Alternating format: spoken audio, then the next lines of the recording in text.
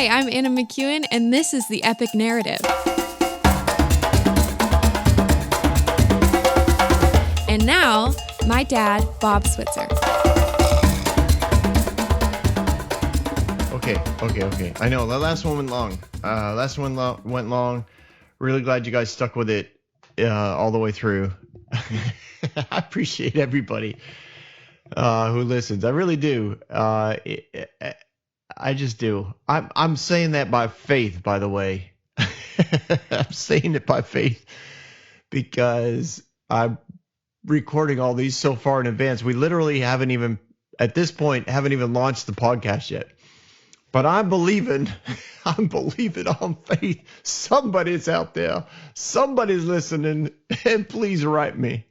Send me an email.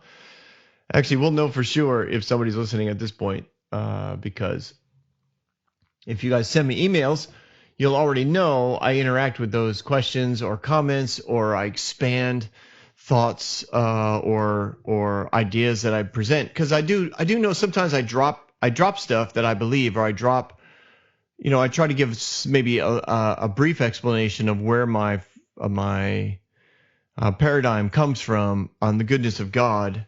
And some people need more, and some, honestly, I know it's offensive. I do know it's offensive. It's scary, but if nothing else, I want to be provocative in those concepts of God's goodness. In other words, I want to provoke conversation and provoke the questions, like to say to yourself, what if he really is that good? What if? Okay, no, stop. So I'm kind of winging this one, just for what it's worth. I just was captured again in telling the story of the ark coming into the city. It is not covered in 2 Samuel, so we're going to waylay into Chronicles to see what David had prepared for the ark. He prepared a place for the ark to go. He did not just put up a tent outside of his house. Okay, he prepared a tent. Yes, another word for it is tabernacle. But it wasn't just this little thing. It was like it was big. It was a big tent because David, let me just tell you. So David starts, remember now, this started years ago when David made a vow, right? David makes a vow to God. He says, I will prepare a place, a dwelling place for God. That vow is something that everybody who knew David had made that vow. They knew that preparing a place for God to dwell. Now, it doesn't mean that that's the only place God shows up. He means it's a place where God is honored. It's a temple. It's a place where extravagant expressions of love for God is presented to him, like publicly. And David made a vow. I'm going to do this. And he says in various forms, like, I'm not going to rest until you have this place, God. And it doesn't mean he's never going to sleep. It just means I don't want to be more comfortable than where you're being honored. So he prepares a place for this. And it's in some ways, by the time you add it all together, David has laid aside close to $100 billion worth of material for the temple to be built, but he also invests heavily in this tabernacle, this tent that will be a place of honor for God. Now, what he sets up in the tabernacle around the ark of God is this. If you don't think he got these ideas from heaven, like, this is what's really important, I think, to pick up on. David set up 24/7 worship, okay? He set up 24/7 worship. It's a big deal. No other worship setup on the planet looks like David's. Now, when we see what David sets up, it looks like what's described by John in the book of Revelation. Catch that. It looks like what John saw when John went to heaven in the book of Revelation, Revelation 4, Revelation 5, where he sees, living creatures that do not rest day or night, singing out, holy, holy, holy. Living creatures, the 24 elders singing new songs to the Lord. Like, David went to heaven as well. I know for some of you that's just really far-fetched, and Bob, you're out of your mind, but look at what he set up. He didn't get that idea out of the blue. He got the idea for what he set up because of where he's been. He saw it. And what he saw in heaven, he brought to earth. He brought heaven to earth. That's not just a New Testament concept. It's not just the part of the prayer that Jesus taught us to pray on earth as it is in heaven. This is the heartbeat of God. I want heaven on earth. I want things done on earth like they're done in heaven. I want people to live in a place of hope and joy and peace. This is what is in heaven. This is what I want on earth. David got that. David understood that. David got a picture of it, and he's like, I'm going to do this. He makes his vow. I'm going to set up for you on earth what is here in heaven. A dwelling place, a place where you will be honored 24/7. So this is a big deal. They brought the ark and they set it up in the midst of what? The tabernacle that David erected for it. This is from 1 Chronicles. Basically, I'm drawing from 1 Chronicles 15 and 16. A lot of details written by the chronicler. More detail than what was written in 1 Samuel. They set it up in the tabernacle. He appointed Levites, singers, and musicians to minister before the ark, to praise the Lord, to minister before the ark regularly, every day's work required. That phrase, as every day's work required, means that they were provided for financially. A day's work, whatever that required. This was the first time that a worship was established as a full-time job. It was literally a governmental position to be on the worship team at their tabernacle. And he didn't just set it up for like a little thing, right? He set it up to be a full-time occupation 24/7. Now, if you're going to do that, you can't have the same group of people. You got to have more than 2 or 3 worship teams. You got to have a ton of them. And David knew this. He didn't want he didn't want to get by with worship. He wanted it extravagant. He wanted it to be ridiculous. Ridiculous. Sorry, I think that's from the 90s. It's probably a really bad song. I just remember somebody singing it like that. It might have been the early 2000s. It doesn't matter. It doesn't matter, Bob. Bob, I know. The engineer in my head.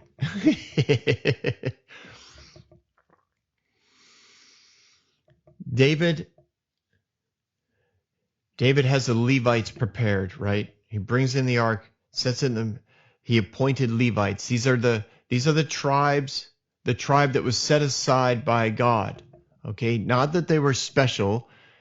God picked a tribe and said, this tribe is going to be a tribe that is going to be dedicated to the service of me, to the building of the tabernacle. Somebody had to do all the work. This started in the days of Moses and during the Exodus, like to carry all the materials for the tabernacle. Oh my word, when we do the book of Exodus, sweet Lord, we're going to do Genesis first. I can't imagine doing Genesis in a year, but maybe we'll get it done in a year. I don't know. But anyways, you'll just see. It's no easy task. The Levites were designed for that. David came in. He blessed the people, right? He blessed the people with words, prophetic words of encouragement. He blessed God with a song. He wrote songs. He knew how to do this. He knew what it looked like in heaven. He wanted it that way on earth. The logistics alone. Okay, so it says in Chronicles, sorry, I just banged the desk. It says in Chronicles that he had 4,000 musicians, 288 singers. That's 12 singers for, 12 times 24, 288. 4,000 gatekeepers. So he was paying 10,000 people to facilitate worship services and offerings to the Lord. Now, musicians were musicians. Gatekeepers, they would have been the people that did a lot of the practical things. They would have emceed. They would have helped people with the entrance and the exit. They would have facilitated making sure, people got seated. People had room to dance. The flaggers had room to flag. All that kind of stuff. Banners weren't too tall to rip. We're going to rip the tent. Like whatever. They were the gatekeepers. People had prophetic words. They would, they maybe they listened to them. That's what gatekeepers did. 4,000 of them. They had to help bands transition, carry out instruments, carry in instruments, rearrange things, get chairs, get tables, get music stands. They had to help with, make sure there was water for them because they'd overheat. They had to probably always make sure that there was food available because you needed like a green room going on because bands would show up early, bands would stay late because they were in a moment. Gatekeepers were busy people. They had 288 singers. So singers sing. They had to make sure that they were happy. They had to make sure that they had the right kind of tea, that their throat was hurt. If they were sick, they had to get replacements for them. They would have to find, like any artist, they had to make sure they were there on time because artists tend not to be. Right? I love worship. I love worshipers. I love musicians. I love artists. I truly do. But man, I also love to start a service on time. I can tell you hundreds and hundreds of services. I have stood at the front of stages and I have stared down a worship team that just needs one more practice. Can we just cover this one second? Okay, from the chorus to the bridge, just one more time, guys, one more time. Let's make sure and I'm just staring at them because it's already time to start the service. You can't still be practicing. If you need practice, practice somewhere else. Practice earlier. Well, we can't because, they work and it's a minute. And I think about these gatekeepers and I just think, God bless them. God bless their hearts. They had to keep 4,000 musicians and 288 singers on time. Now, I will admit, I did not always have heaven's perspective on these singers and these musicians, and I often offended them, and I was rude and unkind, and I've had to do a number of apologies, and I've actually gotten way better, but I'm also way older. But honestly, I had some pretty not pretty moments with worship leaders, like just before worship. And I think about what I did to their spirits before they were supposed to lead us in worship. Like I was an absolute, can I say, I don't know what you could curse me and like you could use a bad word and it would be appropriate because that's what I was, because I was the man in charge of the programming, or I was, I was never really the pastor. Well, I was toward the end, but anyways, doesn't matter. I was usually the youth pastor or the associate pastor, but either way, I was in charge of that, in charge of getting something done on time, starting on time. And these guys would stand around, or some musicians would stand there and they'd be like, well, I don't like playing if nobody's here. I want to wait till the sanctuary is full. And I understand that. I do. I don't like preaching to an empty sanctuary. But you got to know people, right? People don't show up. If they don't start on time, they won't come on time. Like, it's just that simple. If you keep waiting for everyone to show up, it'll take about 3 weeks and you'll be starting 10 to 15 minutes later. And then you keep waiting because now everyone knows, well, we don't start at 11. We start at 11:15. No. We're supposed to start at 11. Well, yeah, but the music doesn't start till 11:15. And then it'll be 11:20. And then it's 11:30. And then all of a sudden, you need these manipulative, rude announcements because you're telling all the people, like, we need to start on time, people. You need to get here on time, people. And I always say, just start. And they'll show up. If they want it, they'll be there. But that's just me. What do I know? I know. You could tell that was like a heart thing, right? Yeah, you're probably listening going, ooh, Bob sounds a little nasty. Oh, Bob was nasty. Trust me. I was nasty. Like I said, I'm way better now. I smile, I chuckle, I laugh. I still try to start on time. And I have enough relationship with the worship leaders that they know I'm trying to start on time. But if for some reason they desperately can't start on time, I'm not going to blow up their world and say horrible things in order to manipulate them so that they know that they should feel shame and embarrassment and humiliation. Because those are tools of the enemy. And I was using the tools of the enemy to, quote, serve God. And you can't do both. You can't serve two masters. You can't do both. So these gatekeepers had to be people of amazing logistical mindsets. Whether they wrote it down or not, they knew what had to happen. They helped people get it there. 4,000 musicians. And you know that there were a couple drummers that every band wanted. Every band wanted that drummer. They had a drummer, but they kind of hoped that their drummer wasn't feeling well so that they could ask that the other, like the main drum. Those drummers, the ones that everybody wanted, literally could have played 24 hours a day because everybody wanted that drummer. Or the bass player, right? Bass player, at first you just want one. We just need someone to play bass. This is all you need. 4 chords, here, strum this or pluck this. Everything's good. But then you listen to a bass player and you're like, oh my God, we need that guy on the team.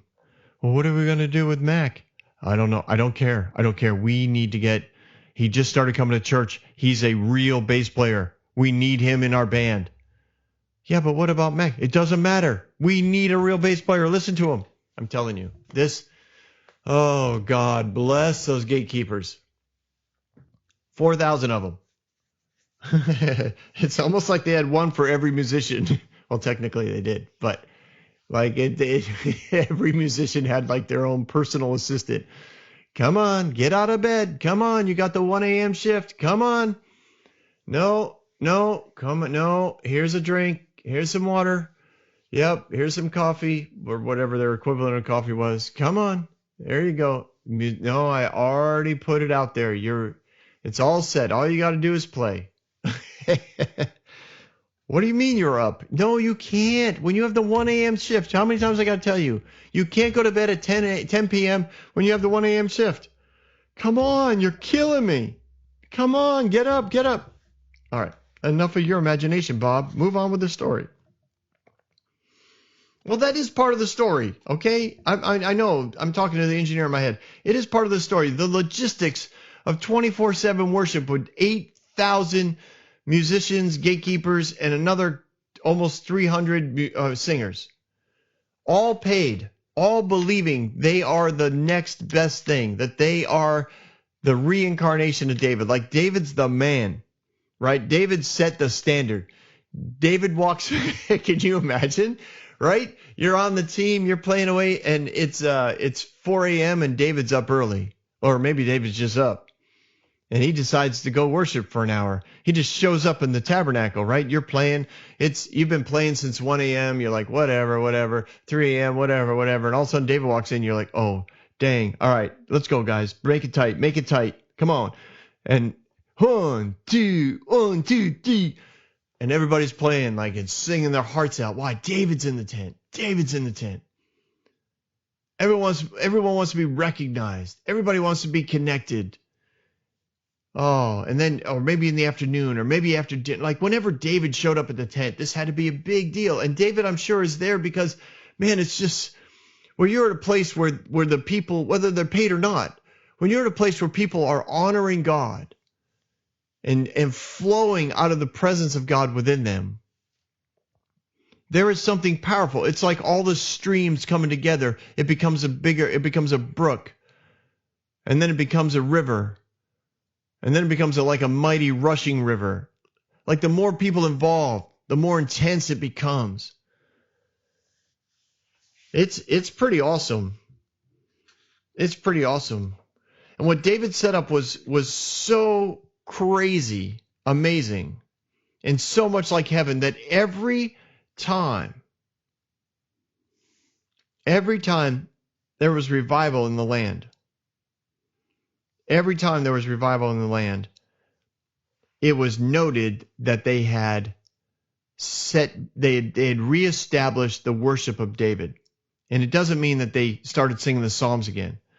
But with Hezekiah, Solomon, Jehoshaphat, Jehoiada, Joash. I already said Hezekiah, right? Yeah, Hezekiah did it. Josiah did it. Zerubbabel, Ezra, Nehemiah. Whenever those guys are mentioned, it's mentioned that they brought back or reestablished, revived again the worship of David. He set the standard. Every revival in Israel's future was marked as to whether or not they restored the worship of David. That's when you knew the nation had returned to where it was supposed to be. It's significant what he did. It's huge what he did. Now, just technically, there were 12 tribes of Israel. But then Levi was designed, they kind of lived amongst everybody because they were designed to serve all the tribes. And then you had the two sons of Joseph, Ephraim and Manasseh. So technically now there are 13 tribes of Israel.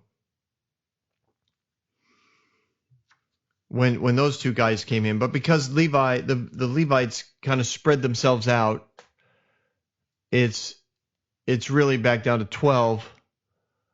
But anyways, just so you know, some people like to know that stuff because it's like, well, how come Ephraim isn't mentioned, or how come it was 13? Yeah, okay, fine. Like that's fine. You're not disproving the Bible. It's usually the people who like to bring it up. It's fine. And that's what I talk about. Like the translation, you get inspired word of God, yes. Inerrant, it's where you trip yourself up on stuff like that because now you need an answer. And that's the answer, and it's not a big deal.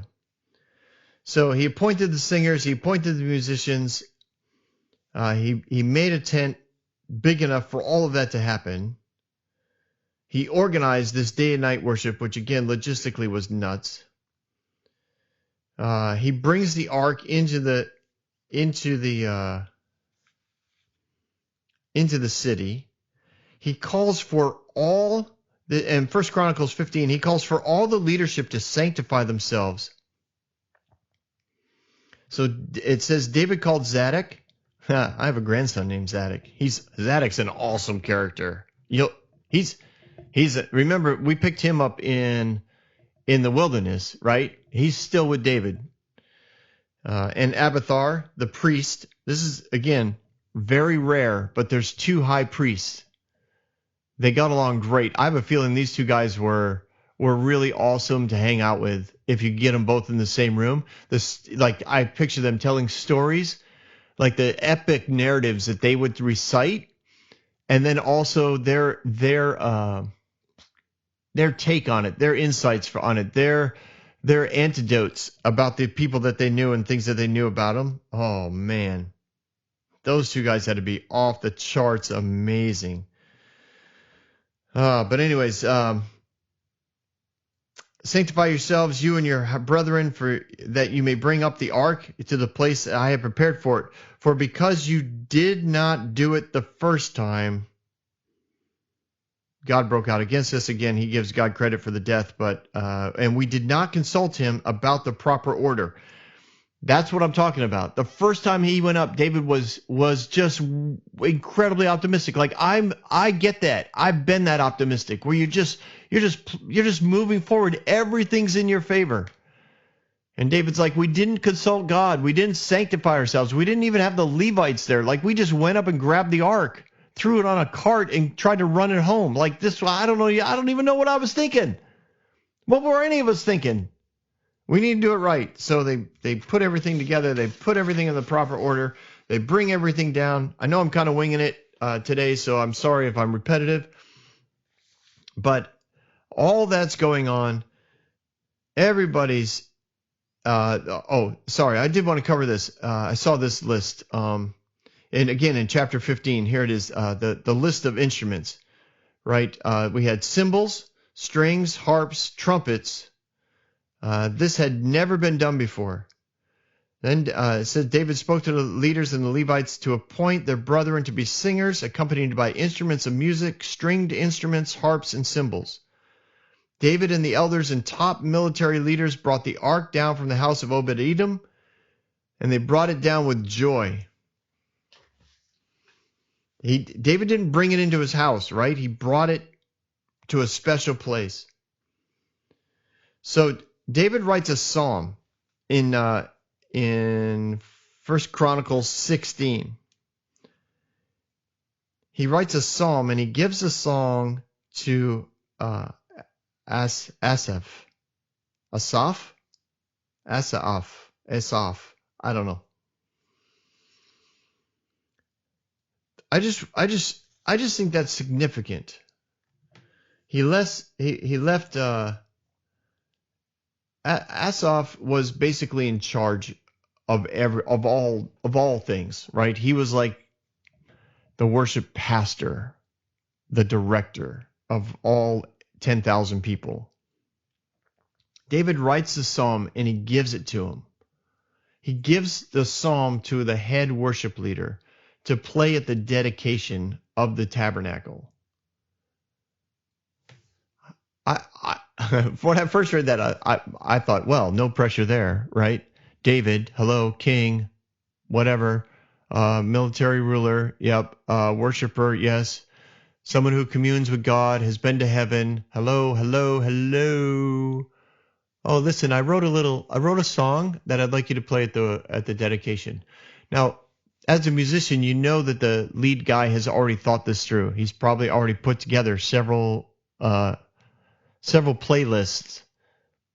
and he's rearranged them a few times, and he's trying to set the mood and set the atmosphere. You know, we're gonna do this with joy, so everything's gonna be like we're gonna have nice arcs of dynamics within the song, and then prophetic moments outside the song, and then we got the dancers, and we got the flaggers, and we got the trumpets, and we're like he's working all these angles, and David comes in and says, "Here, I wrote something. I'd like you to play it at the dedication." That's pretty huge. It's huge to see the kind of trust that David had in people who were in charge of things. That's pretty awesome. He trusted his leadership to carry out the revelation that he received. That's pretty difficult. It's difficult for some leaders to do that because they receive a revelation. They receive direction from the Lord. And their first thought is, I got to make this happen. Because if it doesn't happen right, then I've screwed it up. They feel pressure. Now, sometimes they want to do it because they don't think the person that's in charge could ever do something as good as they can. And at some level, that means that they're not doing a good job at recruiting people. They're putting people in charge of things that need leadership and can't be trusted. So now a big moment like this comes up, and and the leader of all things says, okay, I have to do everything because the people under me can't actually do it under this kind of stress or with this kind of expectation of perfection. I need it done right, and I'm going to have to do it all. That to me shows poor leadership. It means you're putting people in positions of leadership that shouldn't be there so that you don't have any competition. You're putting people in leadership not out of desperation, but out of protection. You want to protect your leadership role. You want to make sure you're not questioned. You want to make sure you're the most well-loved, well-liked, appreciated person on the staff. David hands over this psalm that he wrote, and when he hands it over, he says, can you play this? I wrote this. Can you play it at the dedication? He lets this leader, I'd say his name again, Asaph. He says, basically, take this and run with it. Take my revelation that I got from heaven and run with this. Make this amazing. I trust you. I trust you. I trust you. Can you imagine how David felt the first time he heard it? Brings the ark in. Remember, everybody's dancing. There's a big street party going on. All the leaders are sanctified. They're in the tabernacle. There's probably thousands of people in the tabernacle. We're all listening to music, and this guy breaks out a psalm that was written by David. Yes, David expected work to be done. He expected standards to be met. Absolutely. It set a tone for the nation. But the tone for the nation was that all leaders would hit their standards and would do work. All leaders would be people of worship. His government was paying 10,000 people to work at worship. Because for the government of heaven, everything centers around the presence of God. God's presence permeates everything in heaven. And if we're going to have heaven on earth, then God's presence needs to permeate everything we do here on earth. David understood this. David understood it, and he's like, this is what we're going to do. We're going to set the standard. We're going to set the standard, and everything's going to run around the presence of God. We're going to put the tabernacle up right next to the palace so that people understand our government and our government officials are expected to be people of worship. Because we're expected to be in the presence of God, to find the wisdom and creativity and hope that's needed to run this nation, to set up contracts, to set up covenants, to set up trade agreements, to set up peace deals. My military leaders are expected to walk by the places of worship and expected to go in and visit because we need help. We need God there. This was awesome. And Asaph, however you say his name, like he was the first one in Scripture to be in the full-time vocation related to ministering to the Lord with songs. The first one. They had regular requirements, regular standard work standards, regular duties to perform. They weren't just like, hey, play and then disappear. Hey, you're talented. Get up on stage, play these notes, and then go do what you want. And I do understand. I do. It is tiring to be on worship teams, right? A lot of worship teams practice on Sunday morning, which means they're there at 7:30, 8 o'clock in the morning. They set up, they tune up, they practice. Then church starts at 10, so they've been there for 2 hours already, setting things up and playing for probably close to an hour. Now they got to play for another hour. At least at our church, they play for at least 45 minutes, our worship is, which is awesome. And oftentimes, if they look at me and ask if they can do another song, like 100% of the time, I always say yes. I don't care if they played for an hour. Like, I always want another worship song. Now, granted, I'm not the senior pastor, so I know ultimately I do have to kind of take a read on the room and understand that. But my heart is, yes, play another song. But there are those, there are worship leaders. They get done playing, right? They're exhausted. They go to the cafe or they go to the gym where the coffee is, or they make their own, or they make a run to the local store. They get bagels or coffees or donuts or egg sandwiches. Sometimes there's a green room where that stuff is available for the band, and the band sits around. And I know that there's value in developing relationally with the band. You only see each other oftentimes once a week. But there's also value to saying, listen, we have some standards that we'd like you to keep. We have some expectations because you are leading people. People look up to you and they say, what they do, I want to do. Where they go, I want to go. So if they don't go to church, I don't want to go to church. If all they do is play music, then that's all I'm going to do. It's not an easy line to draw. I just know when David set this up, there were standards of expectation that was put on them. You don't have 4,000 people on stage the whole time. These guys spent days often, I would imagine, without playing. And maybe they went home for a month and came back, but there was whatever that rhythm was, when they were on, they were expected to be focused on the presence of God. They wrote psalms. The original music that was coming out of this tabernacle was off the charts. Yeah, we get all the psalms of David. We also get the psalms of some of the worship leaders that he had there. But man, they were writing original music all the time. And they were asked to play at weddings and festivals. Remember the Hebrew calendar, every month there was a festival that lasted at least 3 days, if not a week. And every time there was wine and there was dancing involved. And these musicians would be asked to play at those things, and they'd be asked to play worship, and they would do side gigs. But I'm not saying they shouldn't have. I'm saying it's just a natural thing. People like worship leaders. They see them on stage. They want them to be a part of their lives. And if we don't have some semblance of standard and expectation, then what are we telling the people? I don't know. And again, I'm not in charge. So I get to just deal with the theory.